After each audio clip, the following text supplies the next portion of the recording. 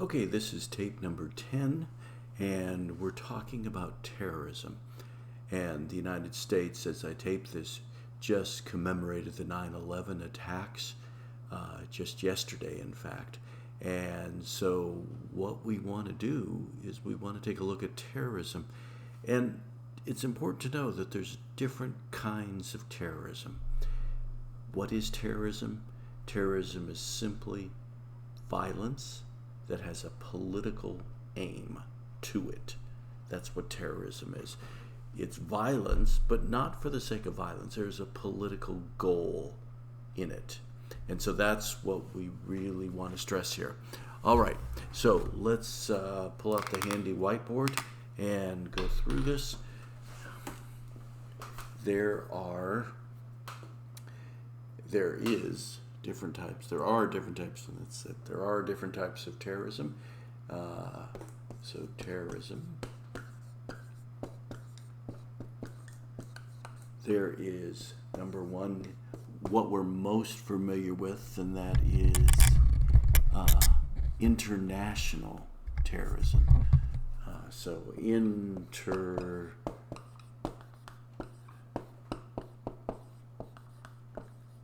International terrorism. So that's terrorism that is experienced in the larger world outside of the United States. But one of the things about international terrorism is it could be manifested in the United States. So a country, a terrorist organization, could engage in terror attacks in the United States, and that has happened.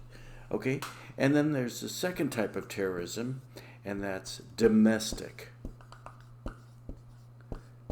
terrorism. Domestic terrorism. Okay, so these are the two types. Now, when we think about international terrorism, of course, we just commemorated 9/11. Al-Qaeda, that's one of the many ways to spell that organization.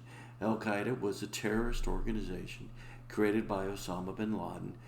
Their greatest achievement, if you will, was the destruction that took place on 9/11/2001. Their goal was terrorism that would frighten people so that they join a specific type of Islam, specifically a very culturally conservative type of Islam where women had their place. That's what they wanted, and they were going to kill if they did not achieve it, and they were going to kill to achieve that goal. Okay? The second type that has more recently been in the news is ISIS. And ISIS is different than Al-Qaeda in that ISIS set out to create an Islamic country, an Islamic State. Islamic State of Iraq and Syria is one of the interpretations of their name. They wanted to have specific territory. And with that territory then, which would be recognized, they would then start to achieve what they wanted, which is a return to the glory days, if you will, of Islam, which was 7th through 1300s, some would say. There was, in fact, an Ottoman Empire until World War I. That also, you could argue, was part of an Islamic state. And so what happened here is that the people who are behind ISIS said, we want to recreate a country where we could control the inhabitants per our version of Islam. Okay? The United States started attacking Al-Qaeda after 9/11, and for the most part after the assassination, the killing of Osama bin Laden about 10 years ago, they have largely been reduced to not doing much at all, at least in terms of how it affects the United States. They're still active, they're still an organization, but they haven't been able to pull off major killings. I hate to say that. Major killings in several years. Okay? ISIS created territory. It really rose out of the Iraq War, which started when we attacked Iraq in 2003, and ISIS grew out of the civil war that basically existed there. They took over territory in Iraq and in Syria, especially in Syria. They took advantage of the civil war that was going on in Syria. And so they created this territory. President Obama launched American attacks against it. President Trump, when he came to power, heightened those attacks, took off some of the rules of engagement that limited the kind of attacks we could use, kind of weapons that we could use against ISIS. And pretty much we've succeeded in crushing ISIS in terms of its ability to have territory.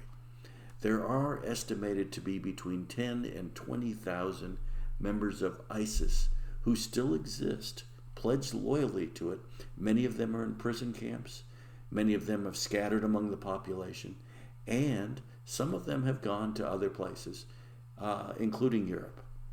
But President Trump has largely said that we have defeated ISIS, and as far as it's been publicly announced, we have no reason to dispute that assessment, but there still are remnants of that and supporters of them still around. Okay, I want to get to domestic terrorism. And really, domestic terrorism, there's two types. There is right-wing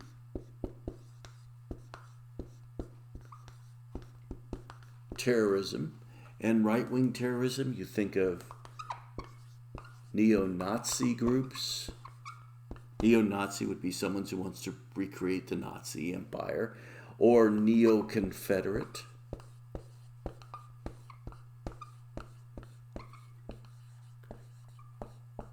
So, people who want to recreate the Confederacy in the South, okay, with all the racist implications that are included in both of those. And then on the opposite side, there's left-wing terrorism, and the leading group there is called Antifa. And Antifa is getting a lot of attention these days because the Trump administration has said that they are behind many of the protests that are taking place related to Black Lives Matters. Let me start with Antifa.